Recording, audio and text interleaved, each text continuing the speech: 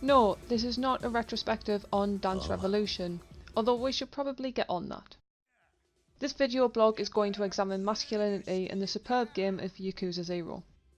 It should be noted that there may be discussions of culture, but that is targeted at class systems, gang culture and masculinity as opposed to looking at Japanese, Chinese and Korean culture. That's because other bloggers do that far better, and because while masculinity manifests in different ways in gang stories, it is a core theme across the board. Stories of brotherhoods against perilous foes have long fascinated audiences. Gang stories in particular have managed to carve out their own section in stories of masculinity. The Godfather and Grand Theft Auto are just two of the most popular titles of this genre. These stories aren't just popular with men. They are universally loved for their violence and often for the tales about working class men and masculine people trying to find their own success in a brutal world, but a world that is the only place where they might flourish. The Yakuza series fits into this genre perfectly. The stories focus on Kiryu, who is navigating life as a Yakuza and trying to survive in a gang environment. Yakuza 0 is one of the best executed gang stories around. While it enjoys its narrative and is protective of the honour that lies within gangs and in masculinity, and it will shrug off any narrow attempts to truly pigeonhole what people think of gangs, it is also highly critical of toxic masculinity. It is proud of its narrative, but it will also call out the parts it thinks it should. Given that Yakuza 0 is also a kooky game where you can let a chicken run your real estate business, it reaches extraordinary storytelling heights in gaming, perhaps through by just how ordinary it is. Yakuza 0 manages to tell a decent story, but the power isn't in the twists and turns, but in both of the compelling lead characters. Expectations of Kiryu and Majima are proved wrong. Their stories are rather typical for this genre. Men who have something to prove, either to their mentors or to get back in the good graces of their boss. They must rise to the challenge like real men. That's where the trope ultimately gets thrown out, because time and again Majima and Kiryu defy those expectations. They do things their way. Even Majima, who starts out trying to act the cold tough guy, soon realises that he must follow his heart and love. Love for his friends and for himself. The same is true of Kiryu, but unlike Majima, he always knew that. Again and again, both are confronted with ruthless men who tell them that the only way they can progress is through committing the very worst brutality. Throughout the game, both Majima and Kiryu do their best to resist these messages, but even they have their limits. They are both beaten time and again. They are both told they face death, and they both witness the murders of people they come to care for. They are left feeling hopeless and weak. Of course the temptation then is to turn to murder. How else would they reassert themselves in this world? Yet neither of them decide to make this concession despite those they admire most having committed murders. They resist, although they do not do so alone. Both Kiryu and Majima ultimately need the help of others to remind them of their values and what they stand for. They need help to see that murder won't really save them. It will stain their lives forever. And that is what really helps make the story more powerful than it probably has a right to be. It's not that they decide to walk their paths alone. It's that they want to do the right thing, but they also allow others to help them when they feel themselves failing. That is how they resist toxic masculinity, and that's why they both win the respect of those they battle. Awano gives his life protecting Majima. Kuze, after relentlessly hunting Kiryu, comes to regard the younger Yakuza with bemusement, confusion, but also respect.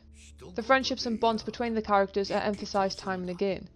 Tachibana admits he struggles to trust those around him and risks sacrificing himself for his friends. But he does.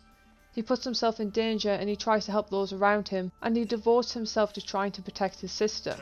He dies laughing at a man who could never begin to understand such things, although that isn't surprising in a world where these men are told that they have no options to make anything of themselves than to live a life of violence and death. Tachibana confesses his failings, although he is a bit embarrassed, but still unafraid to tell his friends exactly what they mean to him. Friendship can still have toxic elements though. Oda reveals this. His misogyny and ruthlessness may have been painted over in the disguise of friendship, but they were still latent underneath the coating. He does eventually realise his mistakes and the value of love, and his life is forfeit due to his past mistakes. Tachibana does not react with anger to the revelations. There is no bitterness or hope that Oda will burn in hell. He resists the ease of which anger probably could overtake him. Instead, he moved forward, wanting to secure the safety of everyone else who was left alive. Yakuza 0 doesn't just rely on its main narrative to give interesting insights into masculinity and its place in the world, and its criticisms. The deeper analysis is there in the side quests and in the world or city exploration. There is, for instance, an unavoidable misogynist prick who turns up partway through the game. The misogynist obviously starts being disgusting toward a woman who Majima needs help from. The inevitable happens. Majima beats the crap out of him. It's a scene where the conflict goes beyond the punches thrown. On the one hand, the game clearly labels a character as a misogynist, which is incredibly rare. Yakuza 0 is showing it understands so much of the misogyny in this world, and in a culture that pushes such a narrow view of what equals good masculinity. The guy is ridiculed throughout. His leering, his attempts at asserting power over women is shown to be disgusting behaviour. Not only that, but his masculinity is put in conflict with Majima's. Majima shows a view of masculinity that can be empowering to men, without being disempowering to anyone else. However, to take down the misogynist prick, Majima must basically shout over women. Women are so rarely allowed a voice in the game. They barely make up any of the characters, particularly in the main story. Majima still asserts his masculinity through violence ultimately. He shows his power to protect women. The game essentially examines masculinity, but often at the expense of femininity, or allowing characters other than men to have a voice. Majima is showing how to be respectful toward women, but is he a true ally when, throughout the main game, men rarely listen to what women want? However, while the main story ignores women, there is one specific minigame that looks at masculinity with closer attention. Partway through Yakuza 0, the player unlocks a minigame where Majima can run a cabaret club called Sunshine. Surprisingly, this small minigame is one of the best examinations of masculinity in the game.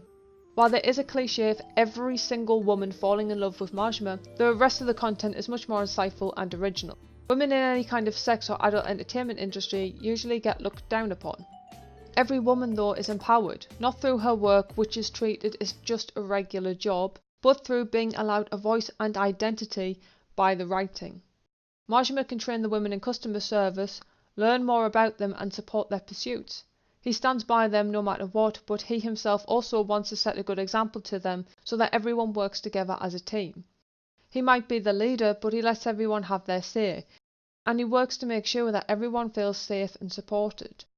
In an environment where women face constant abuse and exploitation due to societal misogyny and the toxicity of their customers, Majima works to tear down stereotypes and also shows just how masculinity can be a positive force alongside femininity. It is in Sunshine where Majima becomes the feminist ally we need. There is a rare moment of admiring women for not conforming to gender roles in the main game. Kiryu encounters one woman who teaches him how to fight with the beast technique. She's far stronger than any man and suddenly throws all of the clichés about fighting on their head. Kiryu learns from a woman who is stronger than he is. This is an incredibly brief moment, but also radical. This commitment to supporting women doesn't always get sustained throughout the game. For instance, Majima comes to admire a man, and mourn his death, who sexually exploited one of his workers using his cash to break the no-touching policy at the Grand. Makoto also becomes a bit of an ableist trope, and when blind she gets thrown around like a rag doll by burly men, both the ones who want to protect her and those who want to harm her. Makoto is largely a device used to bring men together, and to bring out the best and worst in each of the characters. Even when she finally tries to set her own fate, she ends up needing rescuing. The positive breaking down of toxic masculinity therefore seems to reach its limits whenever it encounters women or any kind of perceived femininity in the game. There are still, for instance, jokes throughout the game about men needing the protection of boyfriends. This is a story that largely challenges masculinity on men's terms. However, in such a bloody genre, and one that so often strays into misogyny, it is a refreshing take. It does try. It could do better, but it does pass to the audience that it understands its own limitations. It is why there is so much that is ridiculous that is included. It's a story of gangs and death, but it is also one that can have a laugh at itself, that can show chickens running a business, and can show these tough guys sing their hearts out at karaoke. Players get to see men engage in that which has rarely been associated with masculinity, all while the main story takes a swipe at its more toxic forms that ultimately end up harming masculinity and masculine people. Yakuza sees men resist those who would have them become murderers and chase power at all costs, even if it claims their own pride or the people they love. Yet they don't come away unscathed. It is fitting that after Zero it is largely Kiryu's story that we follow, because Majima was in the end broken by what he was put through. He did not murder. He did not give himself up entirely, but he was forever changed by the repeated traumas he endured. Traumas which other men put him through for their own selfish gain. He became far more chaotic and less bound by his own sense of morality. In a way, the most toxic forces in Yakuza 0 did win to some extent. Although they never fully claimed Majima, he was still his own man. Kiryu remained much less affected. He carried grief with him, but it did not change him or alter him. He had much better support than Majima throughout the game to guide him, and perhaps that is the greatest difference between the two, and why one was broken and the other was not. Kiryu had support around him and allowed those around him to help. Majima had nobody, and when he did trust in people, almost every one of them died. The only one who survived doesn't even know his name. We get to experience their stories fully in large and bustling cities. But the legacy of Yakuza 0 is that to be the strongest Yakuza, then you have to allow others to help make you strong. No man is an island, and all men are vulnerable. It might just be one of the most honest portrayals of masculinity in gaming which we have ever had.